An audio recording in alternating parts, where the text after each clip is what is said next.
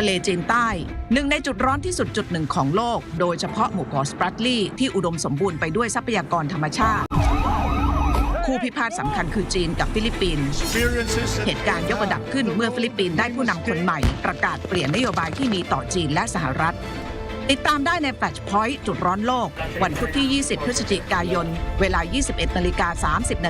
ทางไทย PBS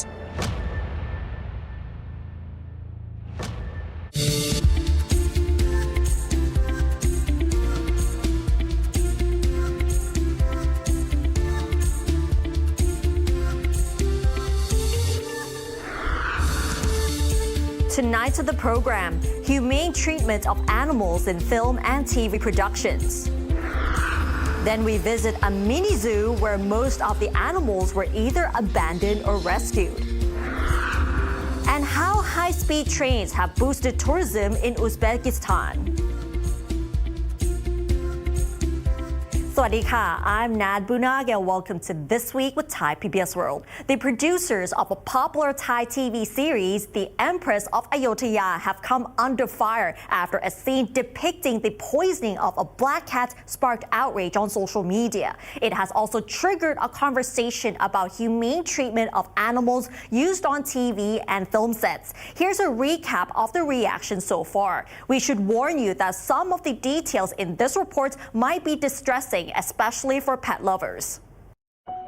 This particular scene of a black cat apparently being poisoned in a TV series became a major topic of conversation on Thai social media. The scene itself took viewers by surprise, but it was this tweet from one of the actresses that sparked massive outrage. It says that the cat wasn't technically poisoned but was sedated during the filming. Netizens, especially pet lovers, have been criticizing the production crew over what they see as animal abuse. People feel that it was unnecessary to put a cat's life in danger when there are many other ways to depict the same scene, such as using computer graphics. The director of the series posted on Facebook to explain the filming procedures. The director has since posted videos of the cat, confirming that the animal is safe and well. Channel 131 also issued a statement apologizing for causing viewer discomfort and saying that they consider animal safety and welfare as their utmost priority. But some are reviewing past TV dramas produced by the same channel, suspecting that they have done something similar before. The Secretary General of the Thai Society for the Prevention of Cruelty to Animals is demanding that the Department of Livestock Development launch an investigation into the alleged animal cruelty during the filming of the TV series. He also asked the department to release the results to the public and to revise the laws regarding the use of animals in film and TV productions. The department even admitted that there are no specific laws concerning the use of animals in film and TV production, and that the department is reviewing regulations to ensure animal welfare. ต้องอธิบดีกรมปศุสัตว์นะครับที่จะต้องเขียนระบุในเรื่องของวัตถุประสงค์ชนิดขนาดอายุของสัตว์ที่นำมาใช้การแสดงเนี่ยว่าควรจะต้องมีหลักเกณฑ์มีวิธีระเบียบการปฏิบัติเนี่ยอย่างไรบ้างครับผมเรื่องนี้ก็เลยเป็นเรื่องที่ทางสมาคมอยากจะผลักดันแล้วก็อยากจะให้เกิดขึ้นในสังคมนะครับเพราะว่าต่อไปเมื่อเกิดความชัดเจนเนี่ยนะฮะก็จะได้รู้ว่าการปฏิบัติกับสัตว์เพื่อใช้แสดงเนี่ยจะปฏิบัติอย่างกับเขาอย่างไรให้ถูกต้องตามหลักกฎหมายและการจัดสภาพสัตว์ครับผมพฤติกรรมตรงนั้นเนี่ยต้องไปดูในรายละเอียดหลักฐานว่าที่มีการกล่าวอ้างถึงว่ามีเจ้าหน้าที่ผู้เชี่ยวชาญเนี่ยเป็นเจ้าหน้าที่ท่านใดแล้วก็กระทำการเป็นสัตวแพทย์หรือกระทำโดยอาศัยความชำนาญอย่างใดนะครับตรงนี้รวมถึงอีกอย่างก็คือกระบวนการขั้นตอนต่างๆเนี่ยได้ดำเนินการตามหลักในเรื่องของการวางยาสัตว์บางยาสลบที่สัตวแพทย์สภาเนี่ยเป็นผู้ดูแลรับผิดชอบเนี่ยได้กำหนดไว้หรือเปล่า Many other animal welfare organizations have also criticized the production crew.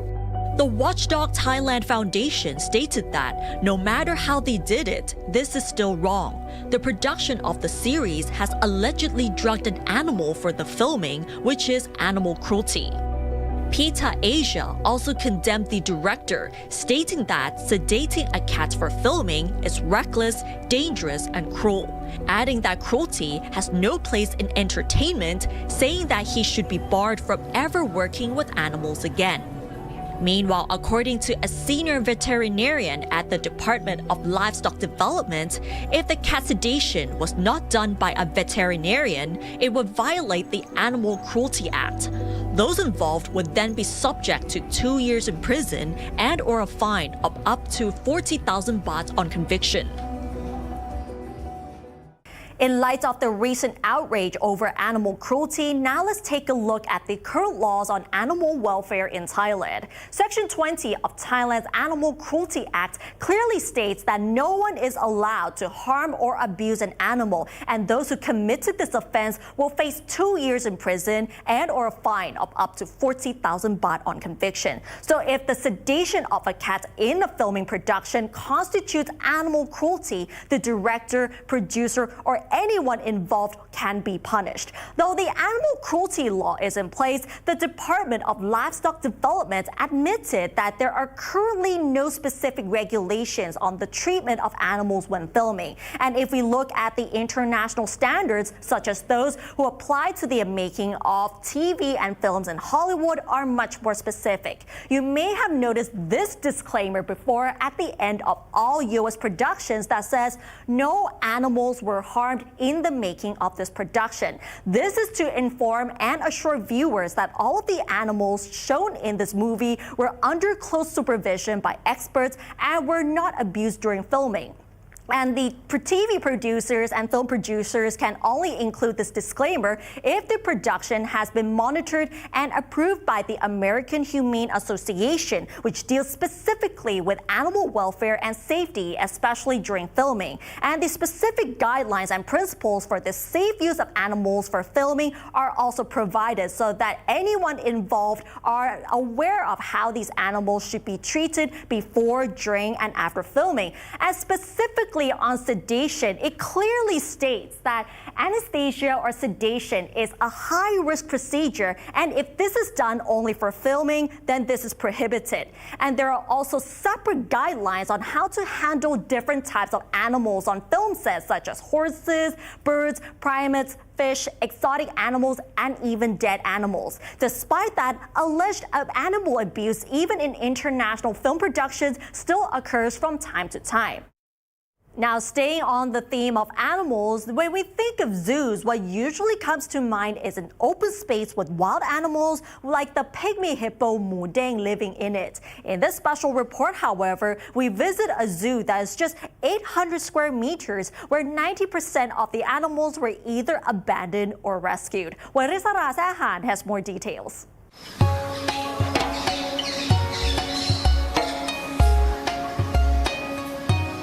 Parakeets, snakes, lizards, squirrel monkeys. You can probably see these animals in any zoos or even in someone's home. But not many know that these animals were once somebody's pets and became unwanted. Now they're living in this new home forever. Not far from the center of Bangkok, there is a place where abandoned and rescued animals find a second home. Today we are visiting the mini zoo, or สวนสัตว์เพื่อนเดรัจฉาน where the owner puts his heart into protecting these animals. Because I grew up interested in animals, I always had animals. People keep asking me why I do that. I ask you back, why do you paint? Why do you sing? Why do I like animals? I don't know. Okay, but that's what I do. Hundreds of creatures and exotic pets are here in this 800 square meter zoo. Only 10% of the animals here are from actual zoos. The rest are donated or were discarded. Some people put them in a box and put them in front of us and left. Some of them are unwanted, but most of them people come to us and said, we have to move We have to go home in up country. We have to leave the country. We're getting divorced. Please, And so we end up with 90% of the animals here are from that kind of rescue kind of thing, but whatever you call it. Animals here come with background stories as a two-in-one package. The mini zoo has been operating for 21 years. So for them, this is nothing new. Like we have a parrot here who's been bitten by a dog with broken wings, 3 places. It will never fly again. And it's here. And we have animal that was shot and dying, but we were able to save it. And it's here. There's nothing strange to us anymore. It's a normal kind of thing because it happens, repeatedly. It is not often you see a zoo located in a busy neighborhood like Ram Intha, where apartments and condos are all around. Yet, the mini zoo barely receives any complaints about the noise or unpleasant smell. Wanjit has been living across the street for over 10 years. She owns a small shop under an apartment. กลิ่นไม่มาถึงนี่นะแต่ว่าเหมือนเสียงอ่ะมีแรกๆก็หนวกหูใช่หนวกหูน่าจะรำคาญแต่อยู่ไปมันก็ชินไปเองแหละ Pisit pointed to obstacles created by some laws and restrictions.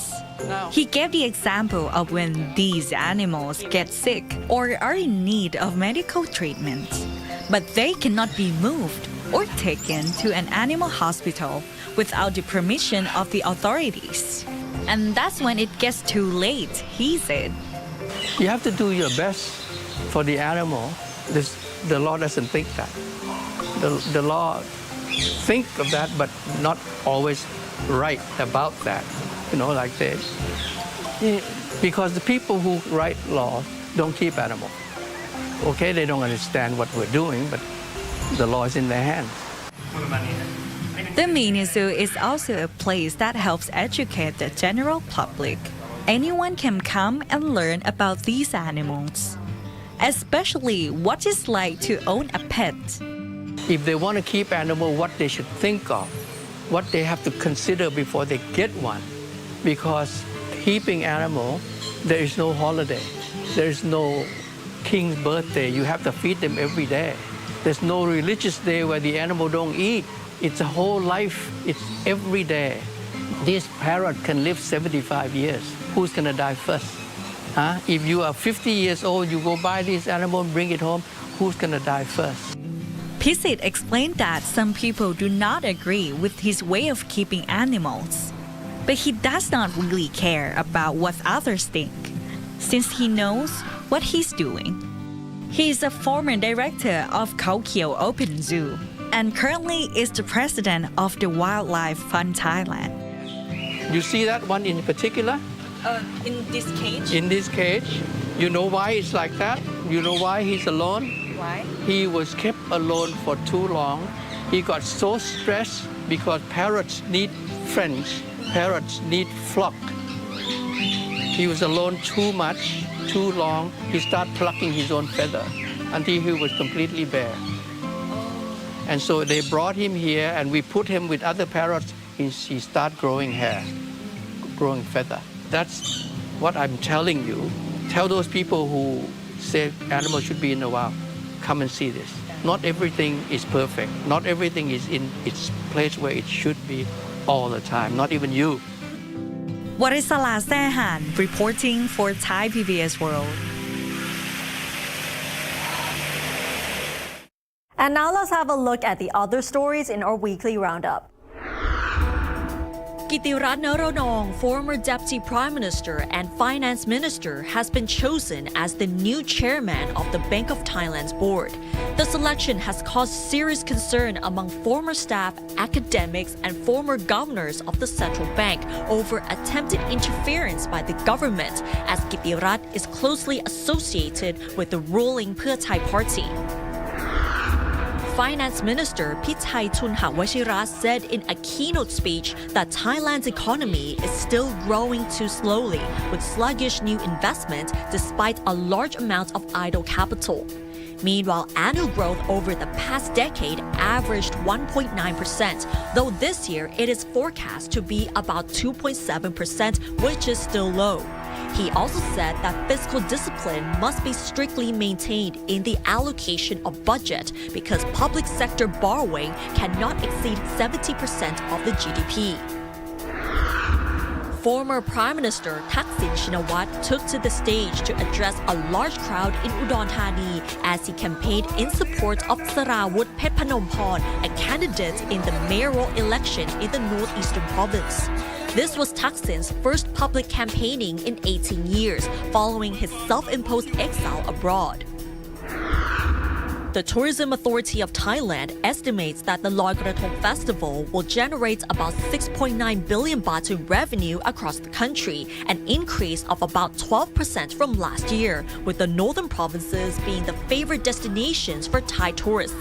Meanwhile, Chiang Mai, one of the most popular destinations for the Loi Krathong and Yi Peng festivals, has reintroduced no-fly zones for floating lanterns in 6 districts to prevent possible disruption to aviation. The number of people smuggling cannabis into the United Kingdom from Thailand has risen sharply since Thailand decriminalized cannabis. Thailand is now ranked as the top source country for illegal cannabis smuggling into the UK. Mark Gooding, the UK ambassador to Thailand, has voiced concerns about this issue. Well, we are very concerned about this. As you say, the volume of cannabis being smuggled into the UK and seized by the UK authorities at airports has gone up very quickly. So a couple of years ago, this really wasn't a big issue for people arriving from Thailand in the UK. And then from the beginning of this year, we've had probably between about 5 and 10 seizures per week at British airports of cannabis. And that's risen to up to about 35 seizures per week. Right. And on an average week now, again, starting from very, very limited quantities, we've gone up to usually half a ton or 500 kilograms of cannabis being seized on average at British airports every single week. And on some weeks, it's close to double that. So that the volumes have gone up very significantly. And I think before we saw quite a lot of cannabis being sent by mail, by freight.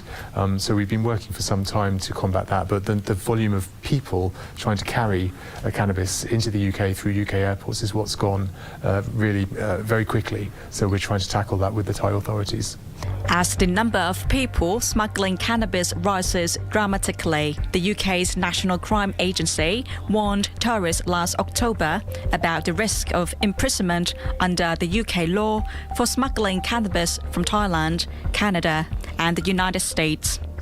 The ambassador pointed out that criminal groups have targeted countries where cannabis possession is legal, with Thailand being one of them. And I would say that this is the phenomenon is, I think, the organised crime groups are targeting countries where cannabis is legal, so it's easy to get a hold of and maybe cheaper to bring it into the UK to be sold illegally. So that's the trend we're seeing. So I do think Thailand is being actively targeted at the moment. This year, British airport authorities have seized 184 cases of cannabis smuggling into the UK. In some instances, the cannabis was hidden inside luggages. Additionally, criminal groups have advertised free trips to Thailand in exchange for smuggling cannabis back to the UK. This highlights the importance of collaboration between Thai and UK authorities to prevent the flow of cannabis into the UK.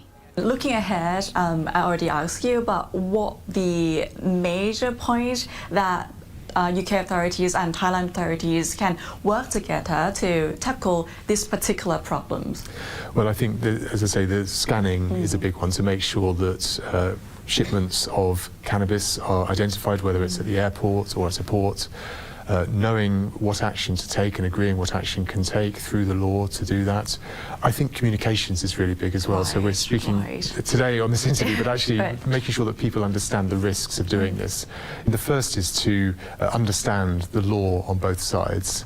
And what is absolutely clear is that it is illegal in Thailand to smuggle cannabis out of Thailand.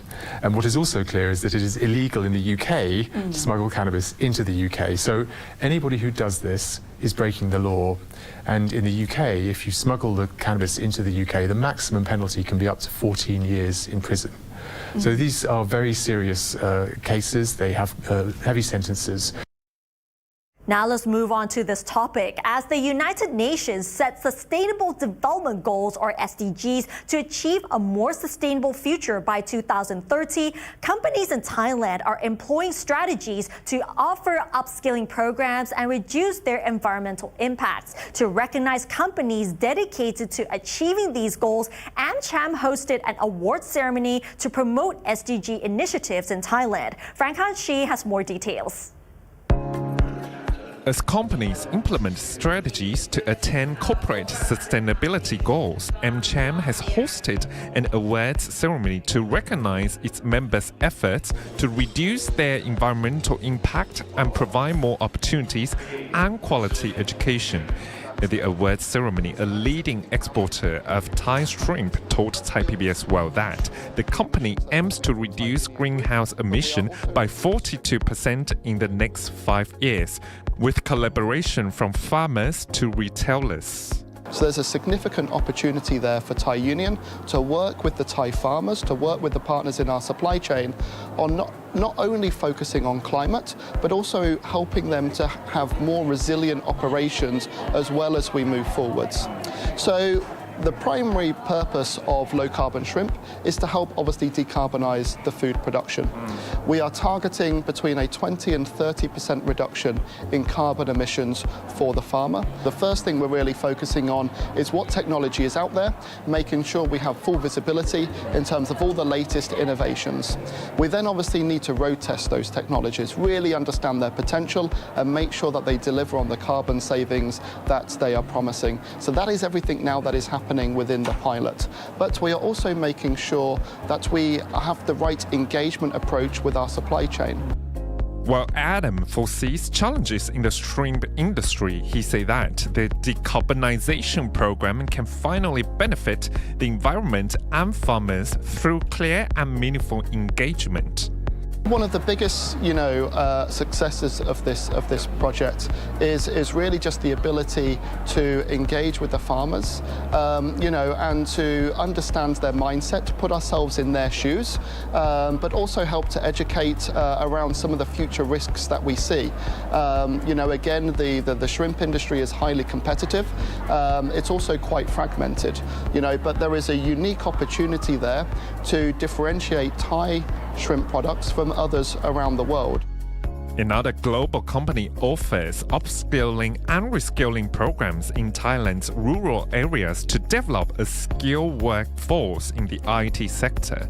By cooperating with educational institutions, teachers and students gain easier access to learning science, technology, engineering, and mathematics knowledge. We start the project with the King Mongkut institution of technology like Kabang. Actually, they have interest to enhance the STEM knowledge to the rural area, and we start the project together with King Mongkut institution like Kabang, and we got the support from IPST to get the lab and the teacher and student, and we select the area that we want to develop and upskill the student. So I think it's not really the challenging that we're encountering, it's just that we try to establish the project that actually help to groom and develop our country. So I think this is I would say the mutual benefit that everyone think that this is good for the country. This company aims at increasing IT talent in the job market through its 4-year initiative, aligning with businesses' demands for talented workers. Frank Han-Shi reporting for Thai PBS World. And while Thailand is expediting the construction of a high-speed railway from Bangkok to other provinces, Uzbekistan has been operating high-speed trains to boost tourism from its capital to historical sites since 2011. With this convenient mode of transport, more than 7 million tourists have visited the country before the end of this year. Some, however, are concerned over damage caused by so many tourists.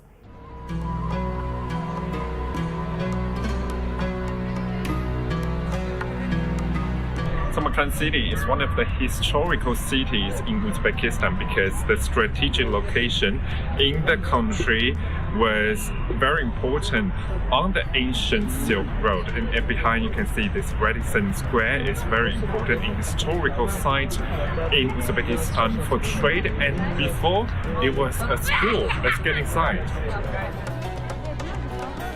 Built of brick and decorated with mosaic patterns in the 15th century, the Rajasthan is an important historic plaza in Islamic history. While Thailand is constructing a high-speed railway to connect Bangkok and the ancient capital Ayutthaya by 2028, Uzbekistan has operated high-speed trains since 2011. A senior Uzbek official from the Ministry of Tourism told Thai PBS World that convenient transportation has boosted tourism in the country, adding that more than 7 million tourists have visited Uzbekistan this year. The main issue for developing tourism sphere is transportation. If we don't have railways, we don't have tourism. Uzbekistan is a big country, territorially, and destinations between each city, it takes, for example, from Tashkent to Samarkand, it takes around 5 hours by car, 1 hour by airplane, and 2 hours by high-speed train. So we must create really comfortable conditions for tourists to travel around Uzbekistan. That's why government adopted a strategy of transport developing in Uzbekistan. Now we have high-speed train Afrasiop, which connect Tashkent, Samarkand, Navai, Bukhara. With future plans with China and neighboring countries to build new railways, Uzbekistan is aiming at attracting more than 10 million tourists next year. Despite having only 700 Thai tourists visit the country last year, others say that Thailand is an Asian market on which Uzbekistan is putting more focus.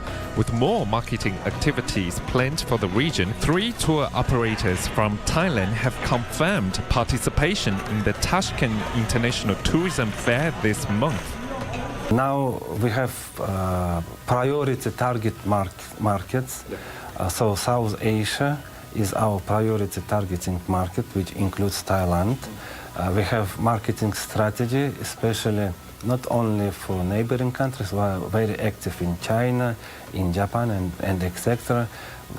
We would like to be very active and very popular for Thailand tourism. So that's why we have marketing strategy for Thailand, which includes press tours for media, info tours for tour operators. We will hold Tashkent International Tourism Fair in Tashkent next month. We invited Thailand tour operators, and as I know already, 3 companies from Thailand will participate in this event.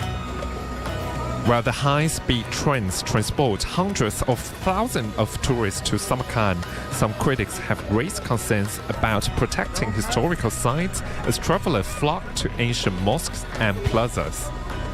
The deputy governor of the Samarkand region told Thai PBS World that strict measures by the authorities to control noise pollution and limit heavy machinery movement in historical sites are necessary.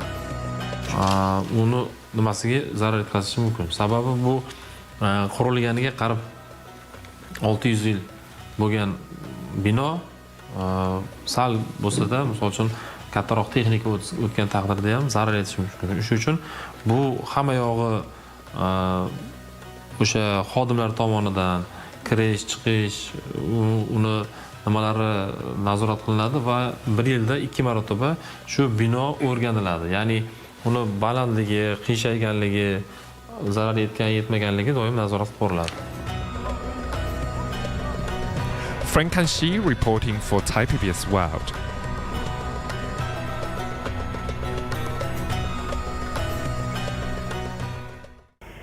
And these historical sites look fascinating. And that wraps up tonight's edition of This Week with Thai PBS World. Join us every Friday at 10:30 p.m. only on Thai PBS. And don't forget to follow us on social media and our website, thaipbsworld.com, for all the latest updates about Thailand as well as analyses. Thanks for watching, and we'll see you next week. สวัสดีค่ะ